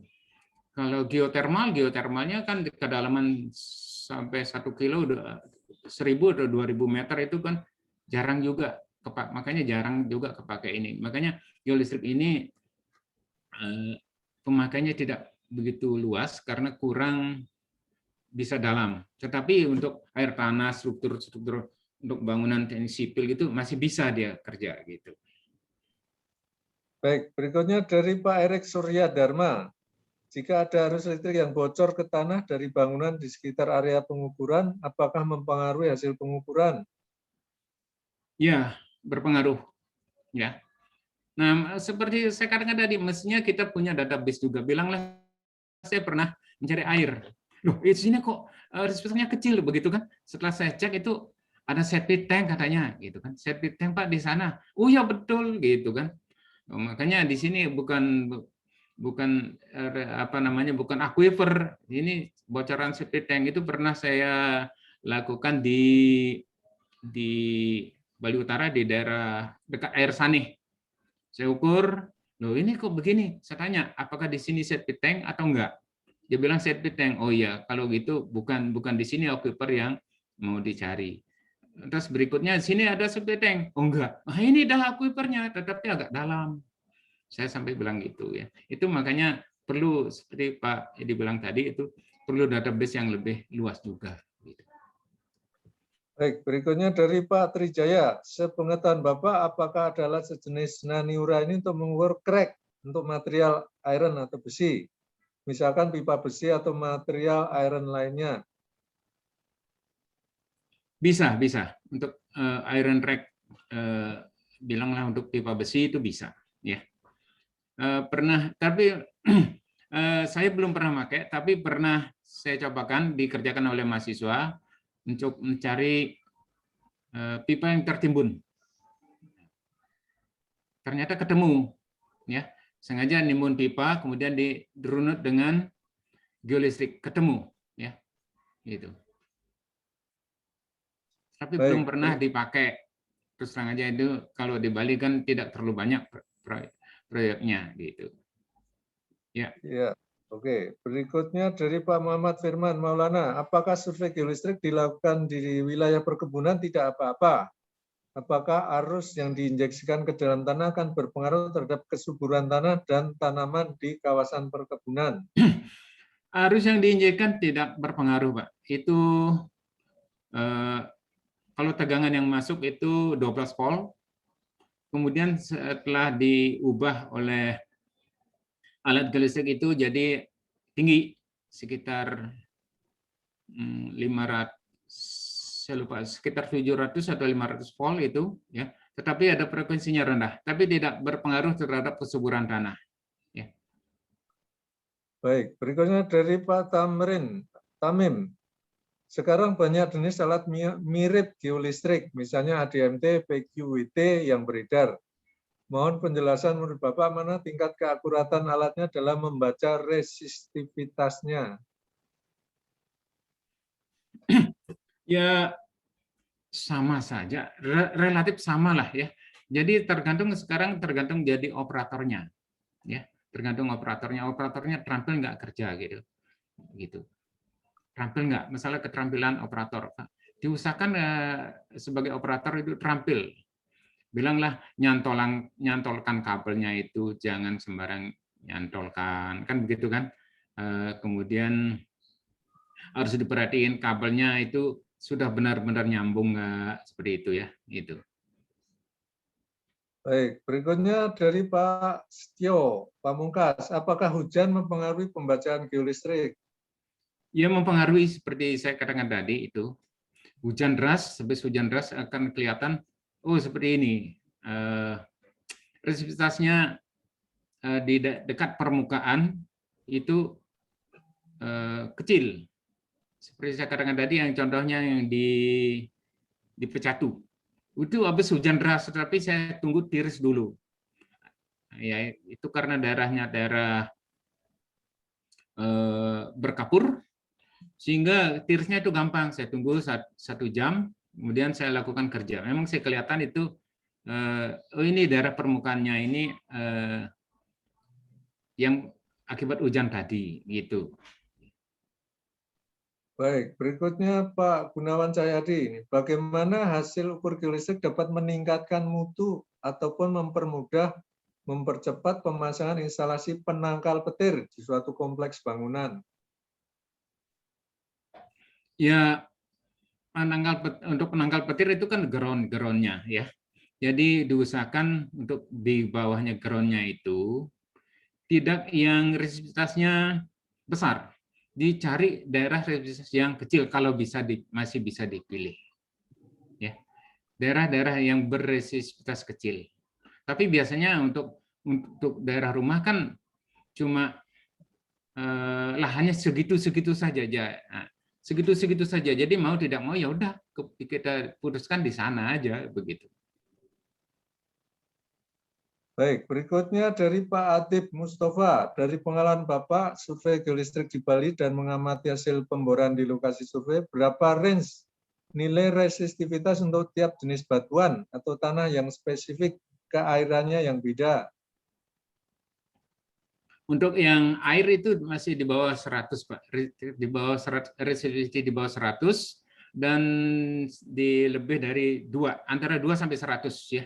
Itu yang sering saya dapatkan, oh ini masih ada air. Sampai resistivitas berapa tinggi? 85 itu saya coba bor masih juga ketemu air ya, tergantung jenis batuannya ya. Gitu. Baik, berikutnya dari Ibu Herawati Yusuf. Kalau mau cari sumber air yang jernih, bisa enggak? Apakah daerah persawahan pasti airnya enggak akan dapat air jernih? Masih bisa, seperti contoh saya tadi itu. Kita cari yang aquifer yang ada seperti boleh dikatakan ada kulitnya, ya. Kalau di contoh yang di yang Pila itu yang tanahnya luas 30 are itu kan sumur pertama itu kan ada aquifer tetapi tidak ada kulitnya. Sedangkan setelah dipindah itu ketemu aquifer yang ada kulitnya. Yang ada kulitnya itu bisa kita pilih sebagai aquifer yang hampir tidak tercemar. Begitu, sedangkan yang di sumurnya pertama itu karena tercemar oleh air-air permukaan, jadi dia bisa berbuih seperti contoh sumur itu. Gitu. Baik, berikutnya dari Pak Setio Pamungkas. Kami pernah melakukan geolistrik area Temanggung. Diduga ada aquifer di 95 meter. Setelah dilakukan pengoboran, ternyata ada lapisan pasir di 95 meter, tetapi pasir tersebut sifatnya poros, bukan aquifer. Mohon tanggapan Bapak mengenai hal ini. Poros berarti dia airnya sudah pergi. Bisa saja saat kita ngukur ada air di sana. Oh, ngebornya masih berapa lama begitu? Ya, airnya karena dia poros, jadi airnya sudah pergi, gitu. Airnya sudah pergi. Saat kita ngebor sudah nggak ketemu lagi, gitu. Baik, berikutnya dari Pak Atib Mustafa. Di seluruh wilayah RI telah ada peta geologi regional 1:250.000. Apakah peta tersebut bermanfaat untuk membantu menduga jenis dan karakter keairan lapisan batuan di geolistrik? Ya, relatif bisa membantu, relatif ya. Tetapi tidak terlalu juga ya. Bilanglah kalau seperti di Bali Selatan itu di daerah kakinya Bali, oh ini daerah apa namanya? Daerah Batu Kapur ya. Kita berpikirnya daerah Batu Kapur mungkin saja di sini banyak rongga-rongga yang bisa menyimpan air seperti itu. Kita harus kita harus perhatikan, kita harus waspada terhadap rongga-rongga jebakan seperti itu. Jangan sampai itu airnya sementara, kemudian kita sampai mengedpis bahwa itu sumber airnya begitu ya. Kita harus waspada seperti itu ya. Itu. Baik, berikutnya dari Pak Ibu Herawati Yusuf. Apakah bisa menentukan sumber mata air yang sangat baik? Misalnya ada mata airnya. Bisa. Seperti saya katakan tadi itu sumber mata air itu kan ya cari yang daerahnya yang seperti saya katakan tadi masih ada bungkusnya itu, ada pelindung lapisan kerasnya itu. Baik, berikutnya dari Pak Erwanda Mane. Menurut pengalaman Bapak, selain untuk keperluan pengecekan struktur batuan dan pengeboran air, apakah ada aplikasi lainnya, Pak? Lalu, apakah perlu modifikasi konfigurasi alatnya untuk aplikasi tersebut? Saya belum pernah, tetapi secara teori, bilanglah mau menghitung ketebalan pasir. bilang kalau ada orang mau membuka galian C, dia kan biasanya ngontrak lahan atau beli lahan. Kira-kira seberapa banyak volumenya, kan begitu. Kita bisa ngukur berapa banyak pasirnya yang bisa diambil gitu. Tapi terus terang saya belum pernah lakukan seperti itu. Barangkali juga yang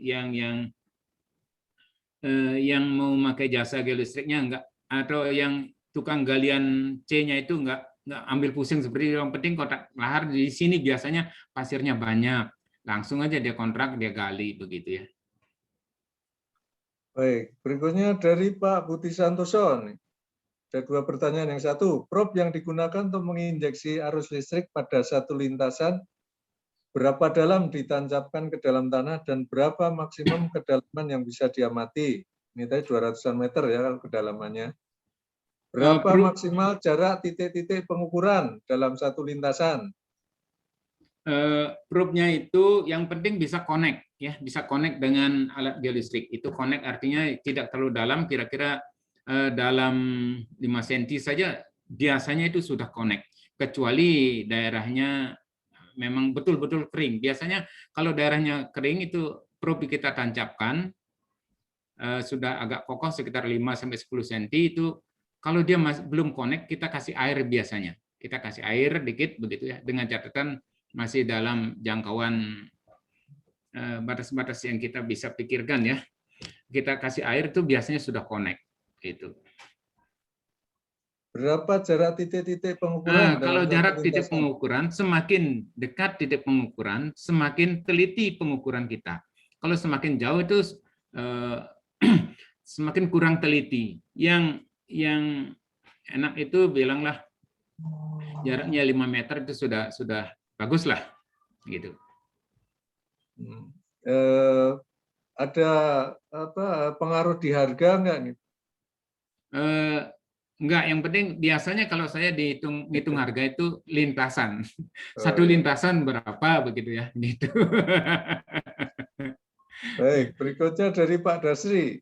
Berapa besarkah nilai ideal bentangan geolistrik yang memenuhi syarat potensi adanya air? Lalu apakah ada cara penggunaan atau pembanding antara cara geolistrik atau cara tradisional alami? Bagaimana hasil yang didapat? Lalu bagaimana dengan pengembangan sumur pantau? Apakah tetap dilakukan geolistrik atau ada metode lainnya? Terima kasih. Yang pertama itu, aduh lupa gimana Pak pertanyaannya yang nilai ideal bentangan geolistrik yang memenuhi syarat potensi adanya air. Bentangan, kalau bentangannya tergantung dari kedalaman, ya. Kalau semakin jauh bentangannya, semakin dalam bisa pengamatan. Tetapi kadang-kala kita terkendala dengan medan di lapangan, ya. Misalkan kalau kita bentangkan kabel, ternyata mentok ke rumahnya orang, kiri sudah habis, kanan sudah habis, atau mentok jurang, gitu. Itu kadang-kala kendala, ya. Kita nggak bisa berbuat banyak. Kalau saja misalkan seperti di sawah gitu, loss bisa. Seperti pernah saya lakukan di daerah Denpasar Utara, itu kebetulan di sawah, loss, itu kita bisa habis-habisnya 235 meter, karena panjang kabel saya 235 meter. Gitu. Kita ambil aja segitu. Gitu. Adakah cara pembanding antara geolistrik dengan yang konvensional? Ini ada nggak? Terus terang saya kalau konvensional itu gimana ya? Itu masalah percaya nggak percaya, ya, yang konvensional ya. Masalah percaya nggak percaya, itu. So pernah saya lakukan, tapi bukan nyari air. Saya disuruh memetakan resistivitas batuan di sekitar suatu sumur yang sumurnya sudah ada untuk keperluan nyari izin sumur. Pas saya tanya, ada nggak dari teknisi di ini, kantornya agak besar, dari kantor ini yang tahu berapa kedalaman sumurnya? Nggak ada. Kalau nggak ada, lantas saya ngecek sendiri di luar geolistrik dulu. Saya tafsir itu kedalaman 45 meter. Enggak ngukur pakai apa. Saya ngukur ke 45. Ya. Tidak lebih dari 50. Ya. Jadi saya ukur 45. Saya tafsir 45. Nah, berikutnya itu masalah percaya nggak percaya. Berikutnya saya lakukan geolistrik untuk memetakan resistivitas batuan di sekitar sumur. Ya pas ya 45 juga baru ketemu air pas. Setelah saya ukur pakai apa namanya? Pakai tali meteran ke bawah, pakai deep meter juga segitu hasilnya persis sekali ya. Itu. Nah, kemudian ada lagi yang jadi konvensional juga yang di Bali. Saya bandingkan antara geolistrik ini dengan konvensional, tapi ya orangnya sudah konvensional, sudah pernah melakukan konvensional kemana-mana, termasuk juga menurut ceritanya dia dan yang ngantar juga. Dan itu persis, ya persis sampai variasi batuannya juga, gitu kan. Tetapi yang konvensional itu kita kan nggak bisa pakai data untuk ngajukan izin sumur seperti itu, nggak bisa kan gitu ya. Itu di sana bedanya. Tetapi kalau hanya untuk nyari air ya yang konvensional ini banyak juga yang berhasil begitu. Baik, berikutnya apakah juga dipakai untuk pengembangan sumur pantau nih, Pak? Mencari atau menentukan lokasi sumur pantau. Bisa ya. Kita bisa untuk menentukan sumur pantau. Oh, di sini perlu di daerah sini yang perlu dibikin sumur pantaunya gitu. Sumur yang dipantau itu di mana begitu kan? Ya. Oke, ini dari Pak Ibnu Mulkan. Apakah hasil survei bisa 3D, Pak? Bisa. Dan untuk berapa lintasan untuk 3D? Bisa untuk 3G ya. Bisa 3G. Jadi kita harus tahu posisi masing-masing titik aja. Ada trace to deep, ada restrict deep itu. 3G tadinya. Baik, berikutnya dari Pak Safrima Wahyu. Apakah dengan metode ini bisa menginterpretasikan juga kondisi air yang akan diperoleh? Air maksudnya air kualitas air ya, terintrusi atau enggak gitu ya? Ya. Bisa. Seperti saya contohkan tadi. Garam tadi ya Pak ya? Iya, yang terintrusi atau enggak gitu bisa. Baik, berikutnya Pak Muhammad Firman. Data apa saja yang akan menunjang proses pendugaan atau interpretasi data dalam pendugaan air tanah? Selain peta geologi untuk mengetahui formasi batuan. Data lingkungan juga. Lingkungannya kayak apa sih gitu. Oh, ternyata bilanglah seperti saya contohkan tadi. Oh, ternyata lingkungannya batu kapur. Itu kalau batu kapur itu mesti kita berpikirnya kayak apa? Atau ini sawah ini kayak apa? Kemudian ada model-model singkapan. Oh, singkapan seperti singkapannya apa-apa yang kelihatan di sini gitu ya. Seperti saya katakan tadi itu singkapan di sungai itu batuannya seperti ini munculnya. Nah, itu kita bisa jadikan pertimbangan untuk dalam menganalisa hasil geolistrik. Baik, berikutnya dari Pak Andika ya. Biasa kalau mengukur geolistrik ada nilai standar deviasinya. Berapa nilai standar deviasi maksimal yang dipakai yang otomatis? Sementara ini sih ada juga. Jadi error kesalahannya itu ada ya. Errornya bilanglah pokoknya kita mau mencari error yang sekecil-kecilnya. Tapi pernah juga error bilang dia errornya sampai 29%. Ya, saya bilang aja ini kesalahannya 29%. Tetapi saya punya keyakinan di daerah ini memang betul masih ada air. Betul di bor dan kena gitu. Baik, berikutnya dari Pak Muhammad Firman Maulana. Apakah dalam pengukuran data geolistrik diharuskan juga mengukur slope untuk mengetahui topografi daerah pengambilan data? Dan apakah ada atau tidaknya data topografi akan berpengaruh secara signifikan? Ya, untuk slope itu perlu juga, ya. Slope perlu juga. Tetapi kalau yang tidak kita masukkan slope-nya, kita nggak masukkan kemiringannya, kita bisa-bisa aja mengartikan sendiri. Oh, ini gambarnya miring gini, kita sedikit dimiringkan gambarnya, begitu aja penafsirannya ya.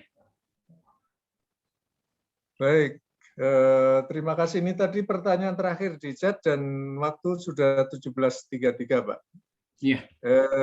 Harus kita akhiri acara sore hari ini. Sekali lagi saya atas nama BK Teknik Fisika BI mengucapkan terima kasih yang sebesar-besarnya pada Pak I. Nengah Simen yang sudah menyampaikan materi dan juga menjawab pertanyaan yang sangat banyak. Ya, ini pertanyaan sekarang ini di webinar BK ini sangat banyak nih rata-rata sehingga melewati jam 17.30 biasanya. Ya, terima kasih Pak ini ya, terima kasih atas pemaparannya dan juga menjawab banyak pertanyaan. Terima kasih pada Pak Eldiansyah yang tadi sudah menyampaikan safety momennya. Terima kasih pada ibu-ibu dan bapak-bapak yang bergabung pada acara sore hari ini. Kita lanjutkan acara kita besok sore ya, tentang efisiensi hidrostatik test untuk tangki timbun ini dari Pertamina.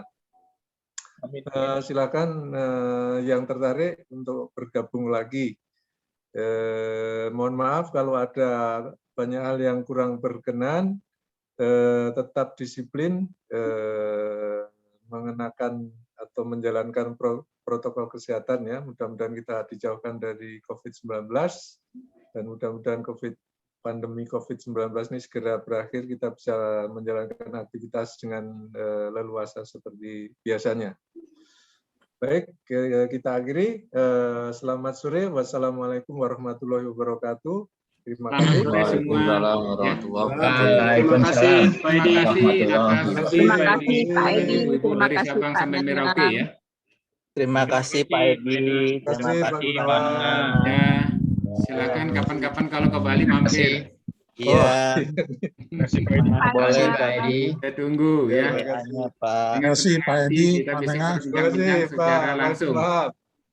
Ya, terima saya. kasih. Assalamualaikum, makasih Pak. Ya, ya. Waalaikumsalam. Waalaikumsalam.